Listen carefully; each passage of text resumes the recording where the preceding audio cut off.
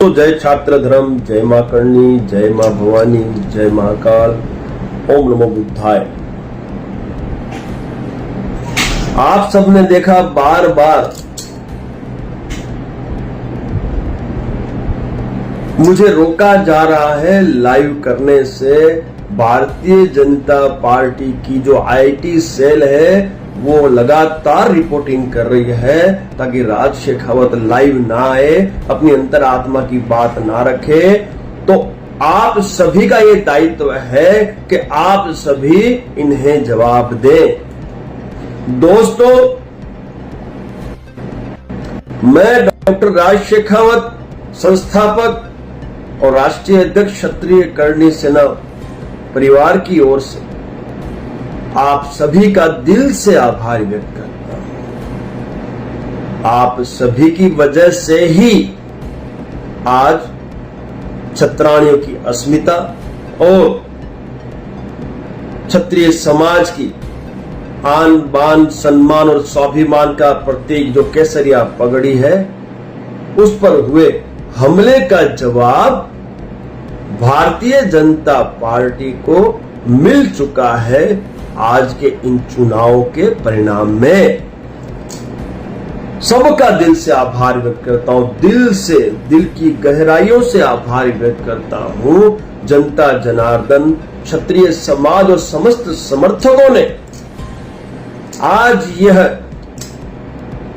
Prove कर दिया है कि इस लोकतंत्र में यदि जनता चाहे तो बड़े बड़ों का घमंड चूर करने की ताकत रखती है। आज का रिजल्ट, आज का परिणाम इस सभी राजनीतिक पार्टियों के लिए एक एग्जाम्पल है कि यदि आप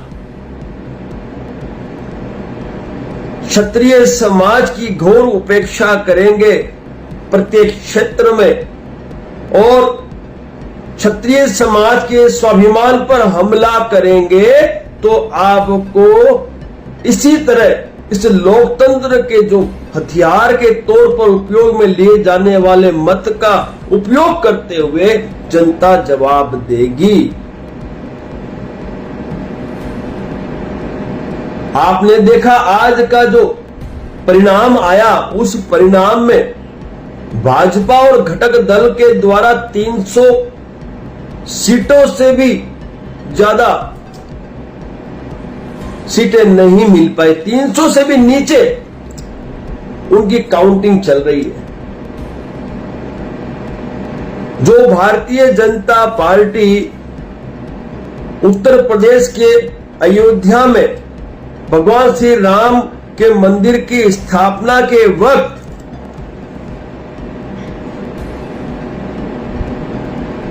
बार बार कह रही थी कि अब की बार 400 के पार हो जाते,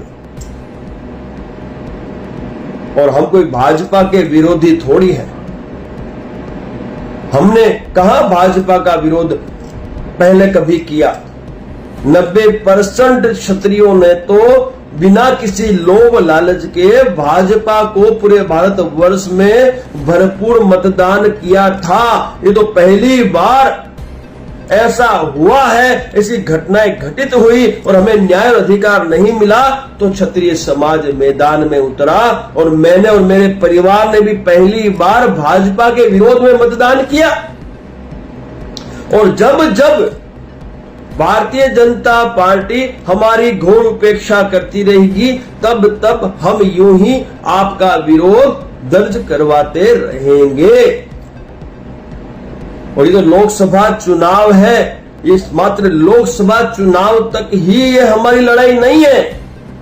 आने वाले इस समय में पूरे भारत वर्ष में जिन जिन प्रदेशों में विधानसभा चुनाव और पंचायती चुनाव होंगे वहां भी करणी सेना भाजपा का विरोध तब तक करती रहेगी जब तक भाजपा अपनी इस गलती को स्वीकार नहीं कर लेती। और मुझे पता है ये जो परिणाम आए हैं, इन परिणाम के चलते भाजपा को ये तो समझ में आ ही गया है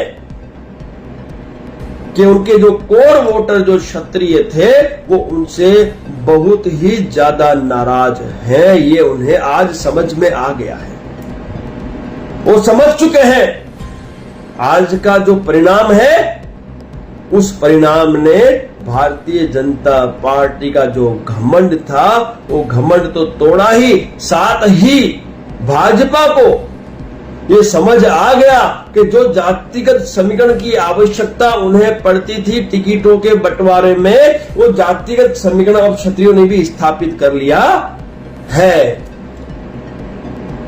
दोस्तों, कई कारण रहे भारतीय जनता पार्टी का जो विद्रोह हुआ, जो आक्रोश पूरे क्षत्रिय समाज में फैला भारतीय जनता पार्टी के विरोध में, उसके पीछे कई सारे कारण रहे हैं। क्षत्रिय समाज ठगा गया है सालों से, और क्षत्रिय समाज अब जागृत हुआ है।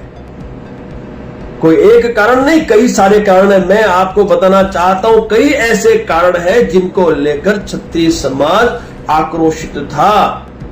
वो मुख्य जो पहला जो कारण मैं आपको बताना चाहता हूं, वो कारण था कि जब भी कोई भी चुनाव आया है इस भारतवर्ष में, जब भी सालों से मैं देखता आ रहा हूं, आजादी से लेके आज तक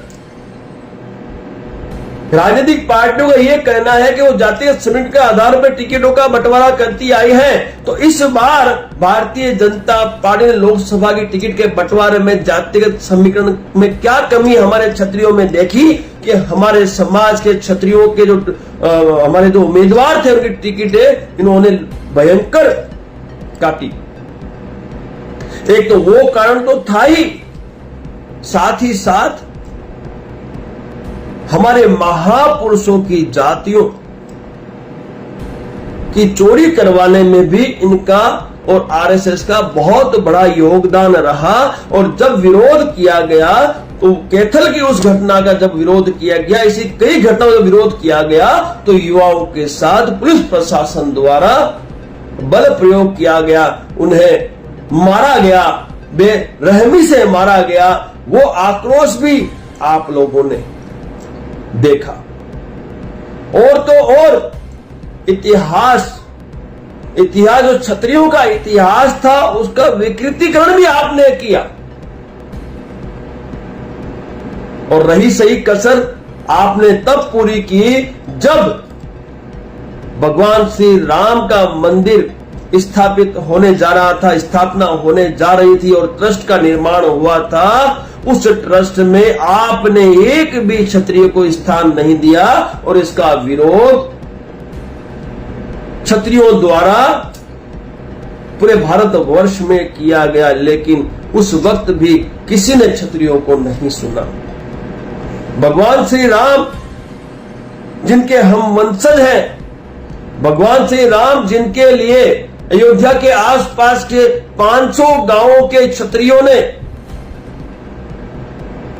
500 सालों तक पगड़ी और चप्पल के बिना रहना स्वीकारा, उन लोगों में से भी किसी को भी आपने स्थान नहीं दिया। तो ये घोर उपेक्षा क्षत्रिय समाज जान चुका था। और तो और भाजपा की जो आईटी सेल है, जो भाजपा ने पाली हुई है, जिसकी सहायता से भाजपा ने सालों से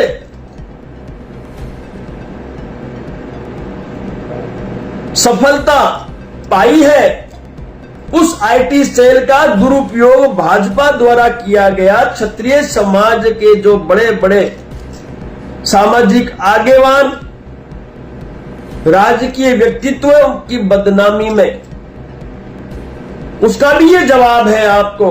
और तो और 22 मार्च की वो जो गुजरात की जो घटना थी, जिसमें पुरुषोत्तम रूपाला जो कि राजकोट के प्रत्याशी थे, उन्होंने निम्न स्तर का अभद्र टिप्पणी करते हुए कहा, अंग्रेजों के सामने महाराजा झुके और रोटी बेटी का व्यवहार किया। छत्राणियों की अस्मिता पर यह एक हमला था और उसका विरोध जब करने के लिए क्षत्रिय समाज मैदान उतरा तो युवाओं, बड़े बुजुर्गों और मातृ शक्तियों के साथ पुलिस प्रशासन द्वारा जातियां की गई। वो वीडियो पूरे भारतवर्ष ने देखा और जब क्षत्रिय करणी सेना ने भारतीय जनता पार्टी के प्रदेश कार्यालय पर रजूआत करने के लिए घोषणा की तो आपकी जो पुलिस सरकार, जो पुलिस प्रशासन ने जो अभद्र व्यवहार मेरे साथ किया उस एयरपोर्ट पर, जिस तरीके से मुझे वहां से उन्होंने गिरफ्तार कर गाड़ी में बैठाते वक्त जो अपमान पुलिस अधिकारी द्वारा क्षत्रिय समाज के मान सम्मान स्वाभिमान के प्रतीक केसरिया साफे का किया गया, वो भी पूरे भारतवर्ष ने देखा। मीडिया के माध्यम से पूरे भारतवर्ष ने वो भी देखा और उस दिन भारतवर्ष के क्षत्रियों ने ये प्रण लिया कि इस बार भारतीय जनता पार्टी के विरोध में मतदान किया जाएगा और मतदान हुआ और वो आप सब ने आज 4 जून के इस परिणाम में देखा। दुर्भाग्य इस बात का है, दुख इस बात का है कि पुरुषोत्तम रूपाला को राजकोट में हम हरा नहीं पाए। उसके पीछे का भी जो कारण है मैं बताना चाहता हूं। राजकोट में हमारे क्षत्रिय समाज के मतों का प्रतिशत बहुत ही कम है। राजकोट लोकसभा में जो क्षत्रिय समाज का जो मत का प्रतिशत है बहुत ही कम है, जिसकी वजह से पुरुषोत्तम रूपाला वहां पर सफलता हासिल कर पाया। लेकिन उस एक पुरुषोत्तम रूपाला ने कई पुरुषोत्तम रूपाला प्रत्याशी पूरे भारतवर्ष में खड़े कर दिए और उस पुरुषोत्तम रूपाला को तो नहीं हरा पाए, लेकिन कई पुरुषोत्तम रूपाला को क्षत्रिय समाज ने पूरे भारतवर्ष में हरा के अपने स्वाभिमान, मान सम्मान और छत्राणियों की अस्मिता का हुए छत्राणियों की अस्मिता पर हुए हमले का जवाब दे दिया।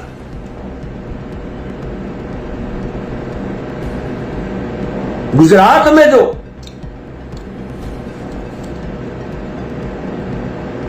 आंदोलन की शुरुआत हुई, उस आंदोलन की शुरुआत में जिस तरह से विरोध प्रदर्शन हुआ,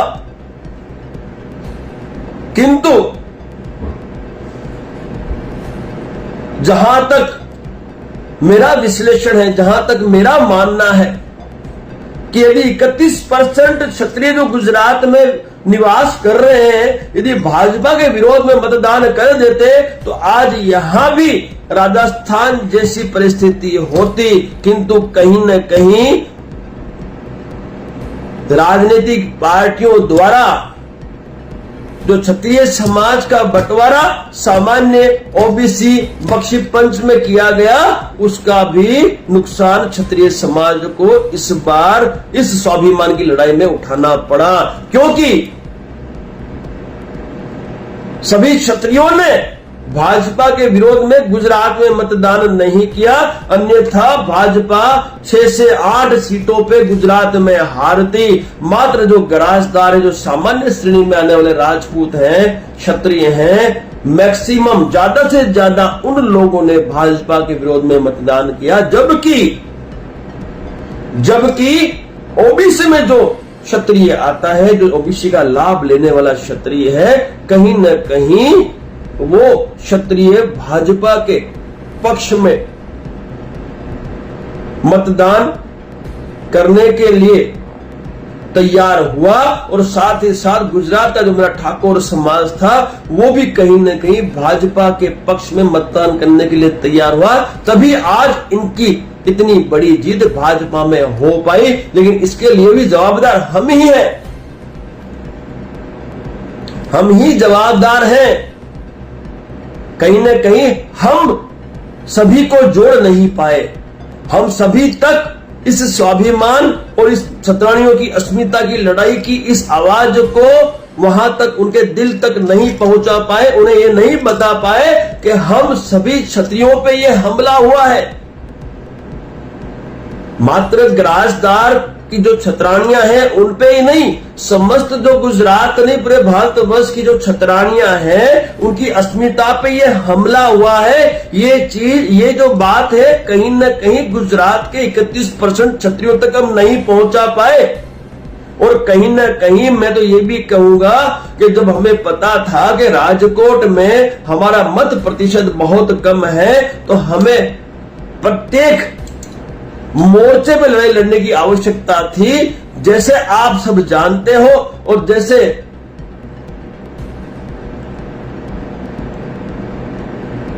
जो यहां की कार्यशैली थी, समन्वय समिति के द्वारा जो भी रणनीति बनाई गई थी वो रणनीति का भी कहीं न कहीं इसमें अभाव रहा, ये हमें स्वीकारना पड़ेगा। क्योंकि प्रत्येक मोर्चे पे यदि काम किया जाता, यदि पुरुषोत्तम रूपाला जो है उस पुरुषोत्तम रूपाला को भी यदि प्रेशर दिया जाता, उस पर भी हम उस मोर्चे में भी काम करते तो भी शायद नामांकन ना होता। जब पता है राजकोट में मत प्रतिशत हमारे कम है, पुरुषोत्तम रूपाला को हमें हराना है तो मत तो चाहिए। जब मत प्रतिशत नहीं है तो हमें कोई और मोर्चा संभालने की आवश्यकता थी ताकि पुरुषोत्तम रूपाला नामांकन न कर पाता। नहीं हमें 19 तक जो अंतिम तारीख थी नामांकन की तब तक वेट करना पड़ता, नहीं हमें 22 तारीख जो आखिरी तारीख थी नामांकन वापस नहीं तब तक वेट करना पड़ता। खुद पुरुषोत्तम क्यों न इस तरह से कार्य किया जाता, क्यों न ऐसा मोर्चा अपनाया जाता कि खुद पुरुषोत्तम रूपाला जी है वो पुरुषोत्तम रूपाला खुद नामांकन करने से मना कर देते, खुद ही उस लोकसभा सीट को छोड़ देते। ऐसी रणनीति शायद समन्वय समिति के द्वारा गठन नहीं की गई, तभी आज गुजरात में लाखों की संख्या इकट्ठी करने के बावजूद भी हम भाजपा को नहीं हरा पाए। लेकिन खुशी इस बात की है कि जो भाजपा कहती थी 5 लाख से भी ज्यादा मतों से हम गुजरात की सभी सीटों पे विजयी बनेंगे, वो हजारों कुछ लाखों की मत की डिफरेंस में ही विजय सफलता हासिल कर पाई है। दोस्तों अभी भी समय है, रोटी व्यवहार कर लो, अभी भी समय है। समस्त क्षत्रियों से मेरा करबद्ध निवेदन है, कहीं न कहीं ये हमारी भूल है। हमने सबने मिलकर यदि साथ में रोटी व्यवहार कर लिया होता तो 31% क्षत्रियों से पूरा गुजरात में हम लोग परिवर्तन लाने की ताकत रखते हैं। कहीं न कहीं ये हमारी भूल है, हमें स्वीकारना पड़ेगा कि आज स्वाभिमान की तो जीत हो गई आपकी। पूरे भारतवर्ष में आपने भाजपा को 300 भी पार नहीं करने दी, जो 400 की बात किया करती थी उनको 300 भी लोकसभा की सीटें पार करने आपने नहीं दी। गठबंधन के साथ बोल रहा हूं मैं, बाकी 240 सीटें सिर्फ और सिर्फ 240 सीट, जो कि मैं कहता था कि 250 से भी ज्यादा सीटें भाजपा कभी नहीं ले पाएगी, क्योंकि भारतवर्ष का 25 करोड़ क्षत्रिय मैदान में उतरा हुआ है। तो दोस्तों समय अभी फिर से मैं फिर कहना चाहता हूं कि ये समय लोकतंत्र का समय है, लोकशाही का समय। जितने ज्यादा स्तर होंगे उतनी बड़ी सफलता हमें हासिल होगी। इसलिए मेरा करबद्ध निवेदन है, आप सभी से करबद्ध निवेदन है, गुजरात में जो गराजदार है उनसे मैं निवेदन करना चाहूंगा कि आप कदम आगे बढ़ाएं और काठी, करड़िया, नड़ोदा, हाठी, माइया, जागीरदार और ठाकुर समाज के साथ रोटी व्यवहार करते हुए 31% जो क्षत्रिय हैं उनको संगठित करने का जो परमार्थ कार्य है वो आप शुरुआत करें। क्योंकि मुझे पता है गराजदारों ने तो भरपूर भाजपा के विरोध में मतदान किया था, लेकिन कहीं न कहीं ओबीसी का लाभ लेने वाले जो हमारे क्षत्रिय भाई हैं, बहनें हैं, युवा हैं, बुजुर्ग हैं, उन लोगों ने कहीं न कहीं उदासीनता दिखाई और ठाकुर समाज ने भी, जहां तक मेरा मानना है, उदासीनता दिखाई, जिसकी वजह से आज गुजरात का जो परिणाम है वो हमारे आशा के अनुसार नहीं रहा और बहुत कहीं न कहीं ये भी एक बहुत बड़ा कहीं न कहीं चूक हम कह सकते हैं कि जो समन्वय समिति की जो रणनीति थी, उस रणनीति में भी कहीं न कहीं चूक हुई है।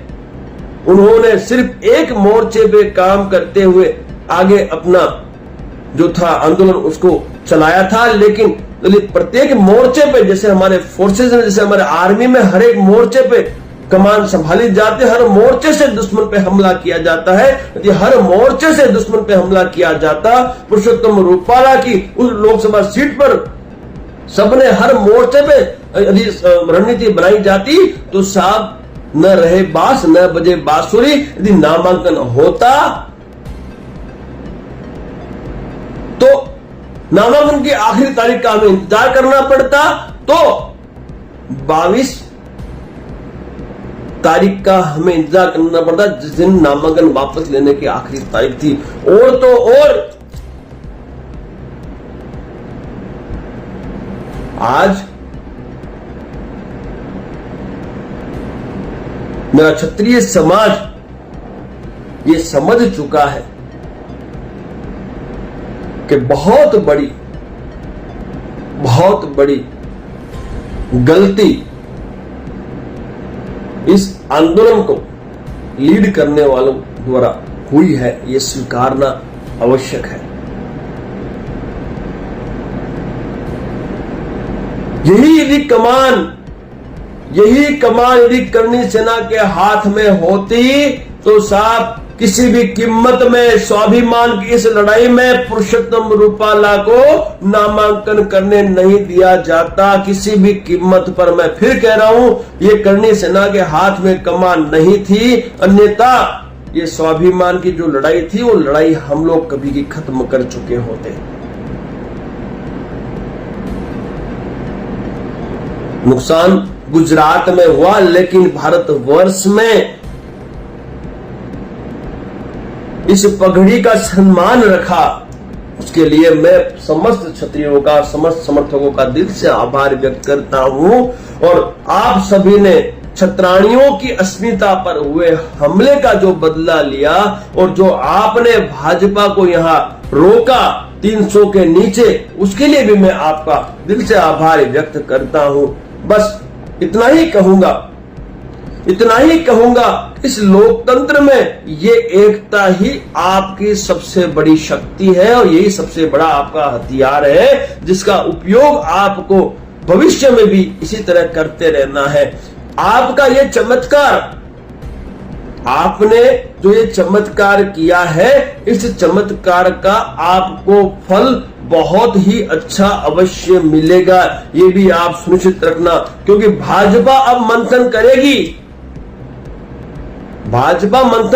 क्योंकि भाजपा ने यह सोचा था कि राम मंदिर की स्थापना करने के पश्चात हमें 400 पार जाने से कोई रोक नहीं सकता। लेकिन यह वही क्षत्रिय वोटर है जो कोर वोटर है भाजपा का, उसी क्षत्रिय वोटर ने आज भाजपा को 400 पार जाने से रोका है, और सिर्फ इसलिए क्योंकि ये लड़ाई हमारे मान सम्मान और स्वाभिमान की थी, हमारी क्षत्राणियों की अस्मिता की थी। तो दोस्तों, जब भी स्वाभिमान की लड़ाई हो तो उस वक्त हमें यह नहीं सोचना है कि परिणाम क्या होगा, हमें हमारा 100% देना है, फिर चाहे क्यों ना उसके लिए हमारी जान भी चली जाए। दोस्त, मौत तो एक दिन आनी ही है।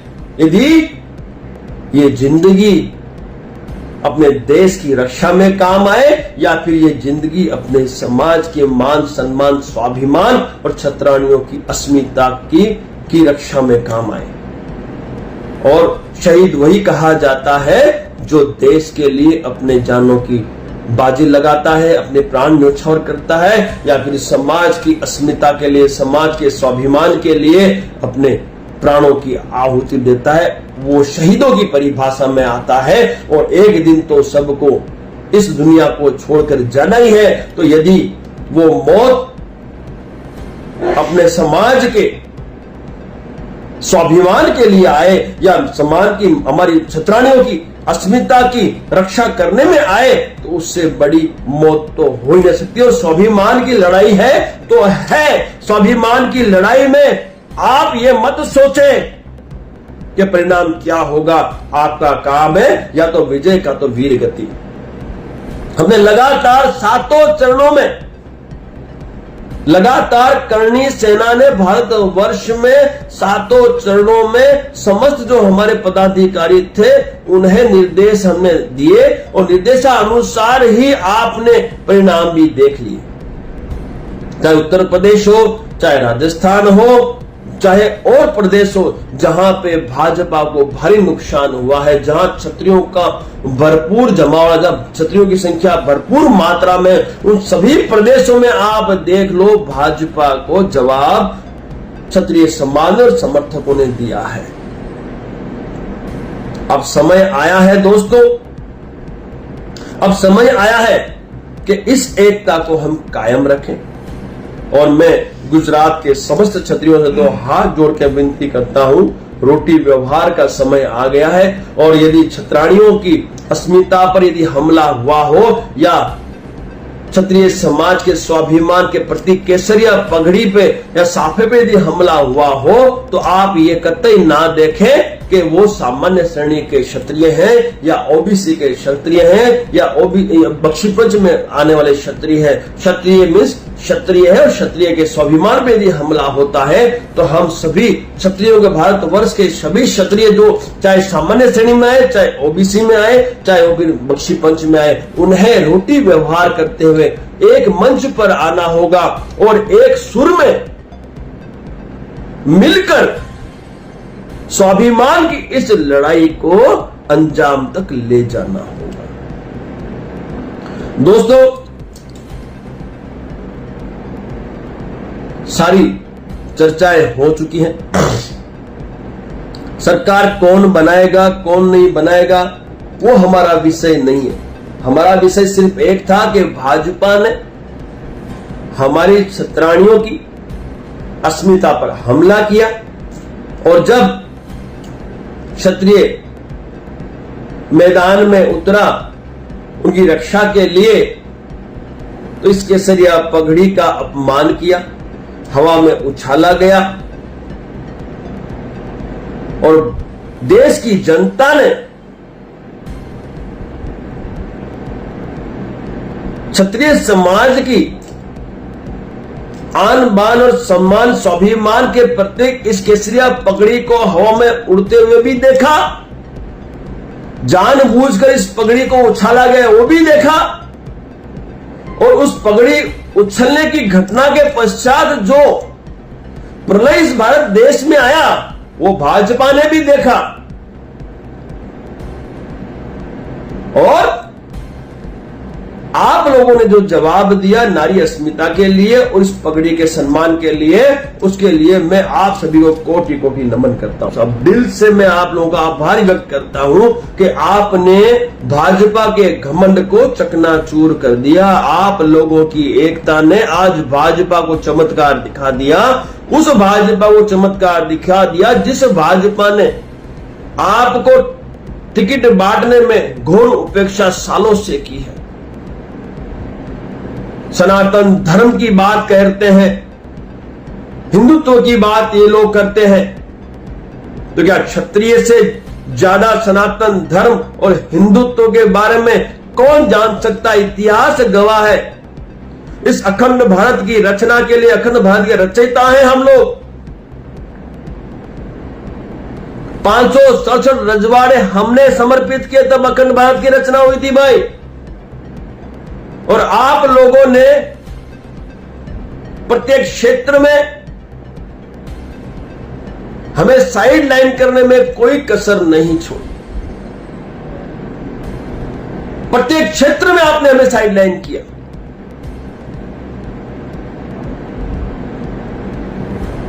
आखिर कब तक क्षत्रिय समाज जो सालों से इतिहास रचते आया है, वो आपकी इस घोर उपेक्षा का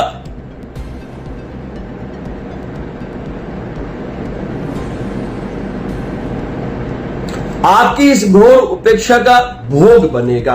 मैं आपसे पूछना चाहता हूं,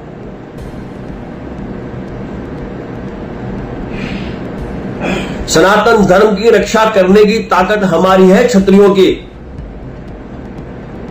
भाजपा इसका ठेका ना ले, भाजपा इसका ठेका ना ले।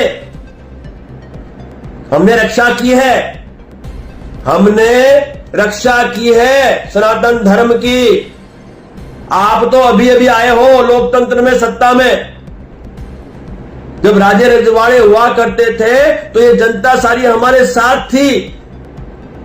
क्षत्रिय तब भी सबका था और सब क्षत्रिय के थे, आज भी क्षत्रिय सबका है, सब क्षत्रिय के हैं। और जब भी आवश्यकता पड़ेगी इस देश की आन बान सम्मान और स्वाभिमान की और सनातन धर्म की रक्षा की, देवी देवताओं पे बनने वाली अभद्र फिल्मों को रोकने की, हमारे ग्रंथों पर बनने वाली फिल्मों पर रोक लगाने की, तो ये क्षत्रिय आज भी मैदान में उतरकर अपना छात्र धर्म निभाने के लिए तैयार है। इसलिए आप हमें मत सिखाइए। सनातन धर्म की रक्षा हमने की है, तभी ये देश आपका सुरक्षित है। ये मत भूलना। रजवाड़े हमारे थे, रियासतें हमारी थी और हम लोगों ने रक्षा की है। और हम लोगों ने जौहर, हमारी जो छत्राएं, उन्होंने जौहर भी किया है, हमने केसरिया भी किया है। हमने हमारे परिवार के 12-12 साल के बच्चों को शहीद होते देखा है। तभी हमारी संख्या कम है भाई। हमारी संख्या इसलिए कम है, भाजपा या राजनीतिक पार्टियां जो आज जातीय समीकरण के आधार पर टिकटों का बंटवारा करती आई है, तो मैं उन्हें बताना चाहता हूं हमारी संख्या इसलिए कम है क्योंकि हमने इस देश की जनता की रक्षा के लिए अपने परिवार बलिदान किए हैं। तो हमें तो विशेष तौर पर सम्मान मिलना चाहिए, हर एक क्षेत्र में सम्मान मिलना चाहिए। हमारे महापुरुषों ने जो किया है वो इतिहास में चिन्हित है। चाहे महाप्रताप जी हो, चाहे पृथ्वीराज चौहान जी हो, छत्रपति शिवाजी हो, ऐसे कई महापुरुष हो चुके जिन्होंने देश की जनता की रक्षा के लिए, उनके मान सम्मान और स्वाभिमान के लिए अपने प्राणों तक की आहुति दे दी, अपने परिवारों की आहुति दे दी। और आप हमें सिखाएंगे सनातन धर्म की रक्षा? आपकी सरकार के राज में वो प्रसून जोशी जो बैठा है, प्रसून जोशी जो फिल्में पास करता है, वो हमारे धार्मिक ग्रंथों पे बनने वाली अभद्र फिल्मों को रोकता नहीं है। आप सनातन की रक्षा करोगे? हमारे महापुरुषों पे ये फिल्में बनाते हैं, अभद्र फिल्में बनाते हैं, इतिहास के साथ विकृतीकरण करते हैं, उनको तो आप बढ़ावा देते हैं। क्यों नहीं रोकते हैं फिल्में? आप सनातन की रक्षा करेंगे, सब क्षत्रियों को सत्ता में आने दो, क्षत्रियों को सत्ता में स्थापित होने दो, सनातन की रक्षा भी हो जाएगी। और जो हमारा राष्ट्र है ना साहब, ये राष्ट्र जिसमें राम राज्य की स्थापना की आप बात करते हो, और राम राज्य की स्थापना तुरंत होने की ताकत हम रखते हैं, करने की ताकत हम रखते हैं। लेकिन आपने हमें सत्ता में आने से सालों से रोका हुआ है। क्षत्रिय सत्ता में आ जाएगा तो इससे वापस सत्ता से दूर कौन करेगा? ये आपकी मानसिकता है, ये हम जान चुके हैं। लेकिन अब ये क्षत्रिय समाज जागृत हो चुका है, केवल क्षत्रिय समाज का गांव-गांव तैयार हो चुका है। सभी क्षत्रिय संगठनों ने अपना दायित्व का निर्वहन किया है। इसलिए हमें मजबूर ना करें कि हमें भविष्य में राजनीतिक पार्टी का विकल्प तैयार करना पड़े और सत्ता में आने के लिए, सत्ता में स्थापित होने के लिए अपने प्लेटफॉर्म के माध्यम से आपके सामने चुनाव लड़ना पड़े।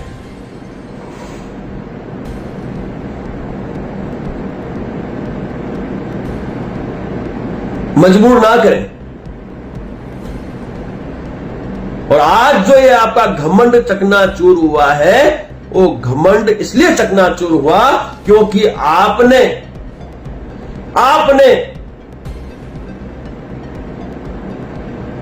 हमारी एक छोटी सी मांग स्वीकारने से इनकार कर दिया और क्षत्रिय समाज को चैलेंज किया। और तो और जो आपको सबसे बड़ा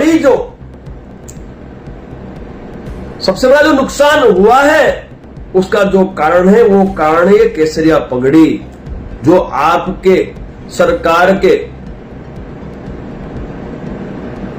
हस्तगत जो पुलिस प्रशासन काम करता है, उसके अधिकारी द्वारा हवा में उछाली गई थी। वो आप भी जानते हैं, पूरा भारतवर्ष भी जानता है।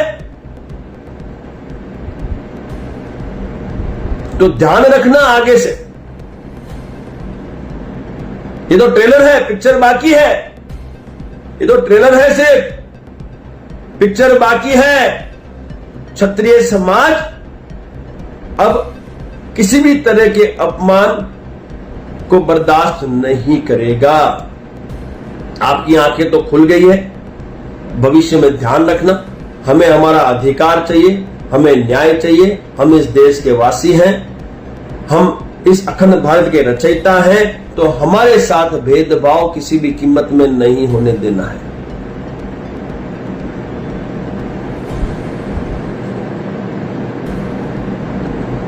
कुछ लोग कमेंट्स कर रहे हैं, भाजपा के वफादार सैनिक हैं, भाजपा की आईटी सेल के ऑपरेटर हैं, इन नालायकों को मैं चाहता हूं आप सभी जवाब दें। ये जो कमेंट्स कर रहे हैं इन्हें जवाब दें कि बचा लेते हैं भाजपा को 400 के पार कर देते हैं। तुम मैसेज कर रहे हो आईटी वालों, तुम भाजपा के जो गुलाम हो, जो गुलामी करते हो, तुम जो भाजपा की गुलामी करते हो, तुम बचा लेते। तुमने तो बहुत कोशिश की ना, बहुत कोशिश की। आपने तो राज शेखावत को बदनाम करने में भी बहुत कोशिश की। आपने राज शेखावत को बदनाम करने की कम कोशिश की क्या? भाजपा आईटी सेल क्या क्या चलाया आपने? क्या बिगाड़ लिया मेरा भाई तुम लोगों ने? मैं तो क्षत्रिय हूं और क्षत्रिय सदैव सबका रहा है और सब क्षत्रिय कर रहे हैं। हम तो छात्र धर्म निभाना चाहते हैं और निभाते हैं। ये हमारा छात्र धर्म है कि हम देश की जनता की रक्षा करें, देश की जनता को न्याय अधिकार दिलाएं। आप लोगों को क्या आपत्ति है मैं नहीं समझ पाया, लेकिन मुझे इतना जरूर पता है कि भाजपा की आला कमान आपको निर्देश करती है और आप हमें बदनाम करने में कोई कसर छोड़ते नहीं है।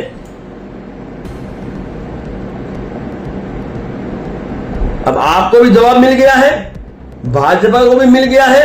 यदि इसी तरह से आप लोगों ने हमारा अपमान किया, हमारे स्वाभिमान पे हमला किया या हमारी छत्राणियों की अस्मिता पे हमला किया, तो आपको पूरे भारत वर्ष में जवाब दिया जाएगा। क्योंकि करणी सेना मात्र गुजरात में नहीं है, पूरे भारत वर्ष के 24 प्रदेशों में ये स्थापित हो चुकी है और उसका परिणाम भाजपा भी देख चुके हैं और आप जो आईटी के जो कार्यकर्ता हैं वो भी देख चुके हैं। इसलिए बच के रहना भाई, हमारे से तो हमसे बच के रहना भाई।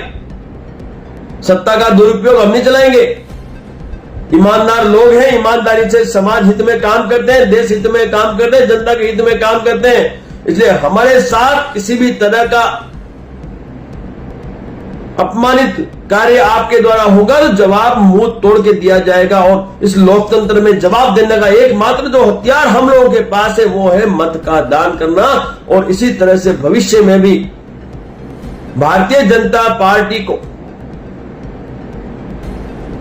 जवाब समाज देगा। बहुत बहुत शुक्रिया।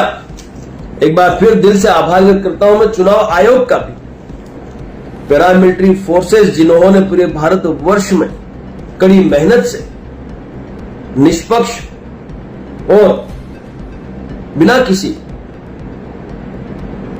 शोरगुल के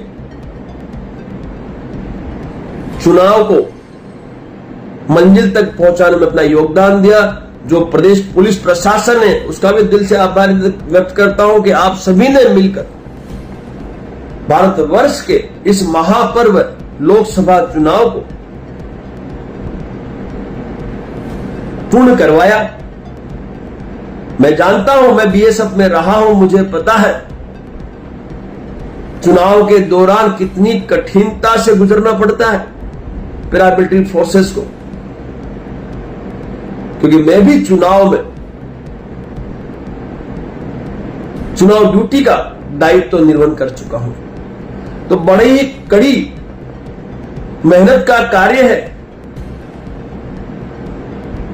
फिर भी हमारे देश की पैरामिलिट्री फोर्सेस और पुलिस प्रशासन द्वारा बिल्कुल शांतिपूर्ण चुनाव पूरे भारतवर्ष में इन 7 चरणों में करवाया गया। उसके लिए मैं डॉक्टर राज शेखावत, संस्थापक एवं राष्ट्रीय अध्यक्ष क्षत्रिय कन्या सेना, आप सभी का दिल से आभार व्यक्त करता हूं। और खास तौर पे मैं समस्त जो क्षत्रिय भारत वर्ष के हैं जिन्होंने आज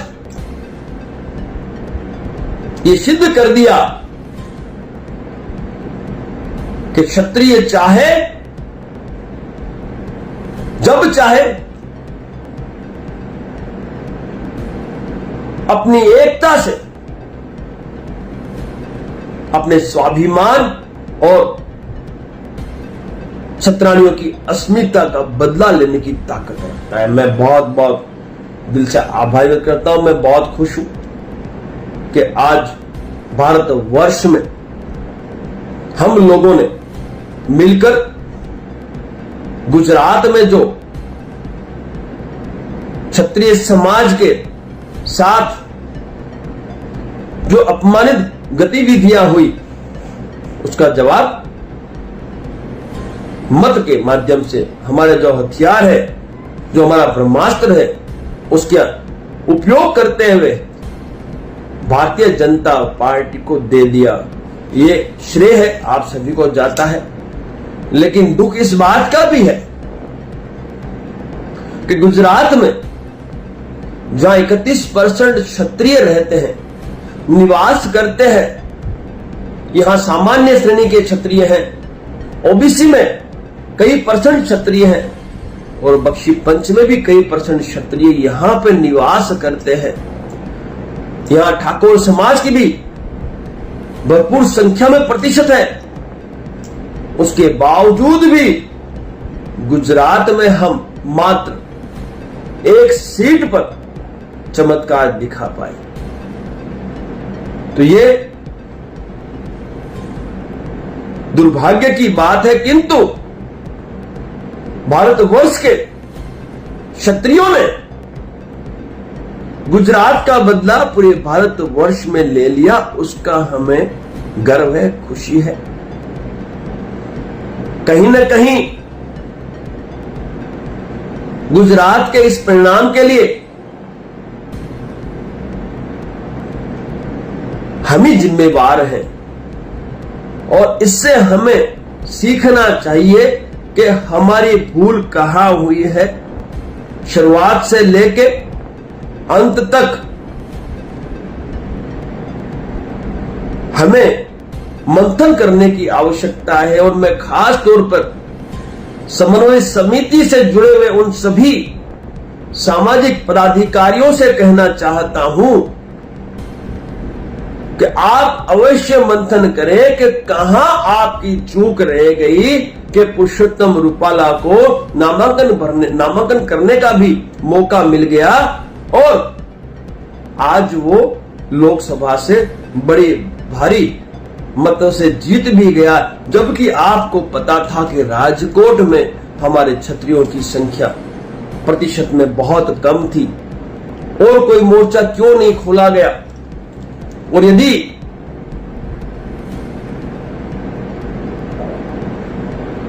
इस पे गहन मंथन किया जाएगा तो आपको भी रास्ते बहुत मिलेंगे। और यदि आपको लगे कि राज शेखावत की राय लेने की आवश्यकता है तो आप अवश्य बताएगा, मैं बताऊंगा आपको कि किस तरह से आंदोलनों को अंजाम दिया जाता है। और वो भी जब बात हो मान सम्मान और स्वाभिमान की तो फिर साहब नरम दल से नहीं गरम दल से कार्य किया जाता है। जैसे क्षत्रिय करणी सेना ने घोषणा की थी प्रदेश कार्यालय के घेरने की, और आप लोगों ने देख लिया था कि किस तरह से माहौल बना था, उसी तरह से आपको भी कदम उठाने की आवश्यकता थी। किंतु शांतिपूर्वक आंदोलनों को आपने अंजाम दिया और शांतिपूर्वक आंदोलन करने से कभी भी सफलता हासिल नहीं होती है। जब भी कोई बड़ा आंदोलन करना है, स्वाभिमान की लड़ाई लड़नी है तो हमें आक्रमण कर कर ही जीत हासिल करनी पड़ेगी, इसमें मंथन करना। और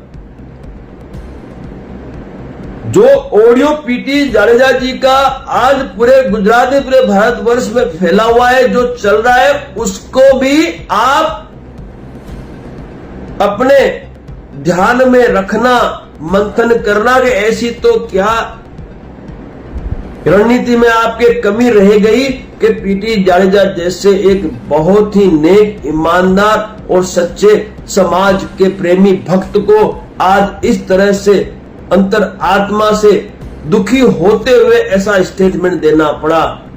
जनता को, क्षत्रियों को मूर्ख मत समझो, सब समझते हैं, सब समझते हैं कि कहां क्या चूक हुई। आगे से खास मेरा निवेदन है कि जब स्वाभिमान की लड़ाई हो तो फिर किसी के बाप से डरने की जरूरत नहीं हो, फिर आर पार के लिए उतरा जाए, फिर क्यों ना उसके लिए हमें हमारी जान भी न्यौछावर करनी पड़े या जेल भी जाना पड़े, तभी जाके स्वाभिमान की लड़ाई में सफलता हासिल होगी। अन्यथा नरम दल से सफलता हासिल नहीं होती भाई, नहीं होती। गरम दल को लेके उतरना पड़ता है मैदान में, आक्रामकता दिखानी पड़ती है, तब जाके पार्टियां, सरकारें झुकती हैं और आपसे मंत्रणा करती हैं। बाकी आप कितना भी नरम दल का उपयोग कर ले, सफलता नहीं मिली। इतिहास गवाह है, जब भी सफलता मिली है तो उसके लिए आक्रमण किया गया, न्याय अधिकार के लिए जंग लड़ी गई, लड़ाइयां कई सारी लड़ी, इतिहास गवाह है। तो कैसे आप नरम दल के माध्यम से कैसे आप सफलता दिला पाते, इस पे मंथन कर लेना। आज गुजरात की जो स्थिति हुई है, आज जो गुजरात में 6 से 8 सीटें भाजपा हारनी चाहिए थी, उसकी जगह मात्र 1 सीट हारी है। और जो सीट खास तौर पे हरानी थी हमें, वो सीट हम हरा नहीं पाए। इस पे मंथन कर लेना, क्योंकि ये स्वाभिमान की लड़ाई थी। और मुझे दुख इस बात का है कि गुजरात में मेरा स्वाभिमान हारा है। भारतवर्ष में क्षत्रियों ने इस स्वाभिमान की रक्षा के लिए भाजपा को इस लोकतंत्र की भाषा में जवाब दे दिया। लेकिन गुजरात में जिस वजह से ये युद्ध शुरू हुआ था, जिस वजह से ये हमारा आंदोलन शुरू हुआ था, वो वजह में हमने सफलता हासिल नहीं की। इसमें मंथन करना, मां करणी को हाजिर और नाजिर मानकर आप इसमें मंथन करना कि आप लोगों की रणनीति में क्या कमी थी। ज्यादा समय नहीं लूंगा, इतना ही कहूंगा, सबसे इतना ही निवेदन करूंगा कि ये एकता की जीत है। संघे शक्ति कलयुगे, संघे शक्ति कलयुगे। कहते हैं, हमने कई बार सुना भी है, अहिंसा परमो धर्म, धर्म हिंसा तदेव च। जब भी पढ़ा है इस वाक्य को आधा अधूरा ही पढ़ाया गया है, चाहे पाठ्य पुस्तक हो चाहे किसी मैगजीन हो, लेकिन आप जब पूरा वाक्य पढ़ेंगे तो उसमें लिखा है अहिंसा परमो धर्म, धर्म हिंसा तदेव च। इसका मतलब होता है अहिंसा तो परम धर्म है ही, लेकिन धर्म की रक्षा के लिए, स्वाभिमान की रक्षा के लिए, क्षत्राणियों की अस्मिता की रक्षा के लिए यदि हिंसा भी करनी पड़े तो वो भी परम धर्म माना जाता है। तो फिर हमारी क्या ऐसी चूक हुई कि हमने इस स्वाभिमान की लड़ाई में आक्रामकता नहीं दिखाई, जबकि लाखों की संख्या में क्षत्रिय गुजरात में इकट्ठा हुआ, देश में कई जगह बड़ी बड़ी सभाएं हुई, तो ऐसा तो क्या कारण रह गया कि इतनी संख्या इकट्ठा होने के बावजूद भी हम लोग भारतीय जनता पार्टी को, हमारी मांगों को मानने के लिए मजबूर नहीं कर पाए। इस पे मंथन अवश्य करना। और मैं तो समाज से कहना चाहता हूं, आप जब भी कहोगे, ये आपका अपना राज शेखावत, आपका भाई, आप जब भी कहोगे, जहां भी कहोगे, आपके न्याय अधिकार और स्वाभिमान की लड़ाई में बिल्कुल पूरी तैयारी के साथ आर पार के लिए उतरने के लिए तैयार है। मैं तो अभी भी कहता हूं कि ये जो स्वाभिमान की लड़ाई है, इस लड़ाई को हमें यहीं खत्म नहीं करना है। इस लड़ाई को यदि हमें आगे तक ले जाना है तो मेरे पास सारी रणनीति तैयार है। यदि समाज कहेगा, क्षत्रिय समाज मुझे बिल्कुल एक बार कहेगा, तो मैं आप लोगों के साथ बैठकर ईमानदारी से भाजपा को पूरे भारत देश में चमत्कार दिखाने के लिए तैयार हूं।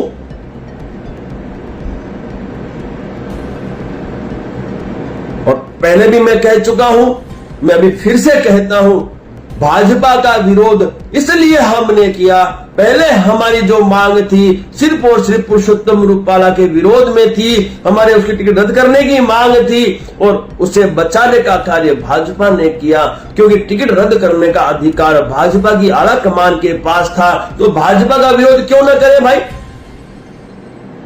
प्रत्याशी किसका था? भाजपा का था। मांग किसने उठाई?